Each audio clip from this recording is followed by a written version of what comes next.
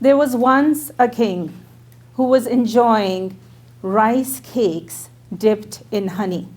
And he was having such a good time with his chief advisor that he didn't even notice a drop of honey fell from his mouth and fell on the banister of the palace balcony. And his advisor said, "Your Majesty, would you like me to wipe it?" And he said, "No, no, no, this is beneath your dignity. The servants will eventually come and clean it." Well, that drop of honey warmed up in the hot summer sun, and it trickled down beneath to the street, where it attracted lots and lots of flies. There was a lizard on the palace wall, and when she saw all those flies, she wanted a lunch of her own. So she started eating those flies one by one. Now there was a bake shop nearby, and in the windowsill of the bake shop there was a cat. And when she saw that lizard, that was time for a lunch of her own. So she pounced at the lizard, and she started tossing her around back and forth, then throwing her up and catching her by her paw. And the advisor again said to the king, "Your Majesty, now there's a poor lizard that is being tortured by the cat.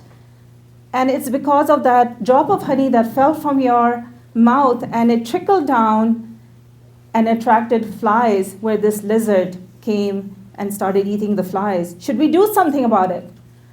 And the king said, "No, no, it is not our problem." You can join me for this. It is not our problem.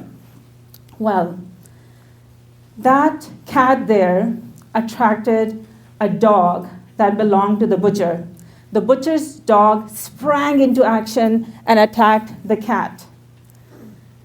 And there was a fight between the cat and the dog. When the baker saw his cat in trouble, he ran out with a rolling pin, and he hit the dog. And the dog whimpered in pain. The butcher came out with his broom, and the two men started fighting. Now the advisor said again, "Your Majesty, that drop of honey has now resulted in these two men fighting. Should we do something about it? Should we intervene?" And again, the king said, "It's not our problem. It's not our problem. You know how these commoners are. They'll figure out something." Well, now, the people who knew the baker came on the baker's side, and the people who knew the butcher came on the butcher's side, and a fight broke out between those two groups of people. So much so that it ended up in a civil war. There was chaos everywhere. People were throwing fruit carts and whatever was in the street. Some of them were breaking the windows of the shops nearby. One of them, just one of them, started a fire. And that fire spread everywhere. It went from shop to shop to shop until it engulfed the whole kingdom. And it came back to surround the palace.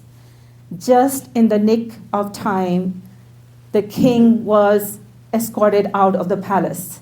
But it was too late for his kingdom. Many years later, many decades later, a princess at law was approached by a group of judges about a minor dispute in their community. And she said, "There is nothing as a minor, trivial dispute. Don't you know about the kingdom that was lost because of a mere drop of honey?"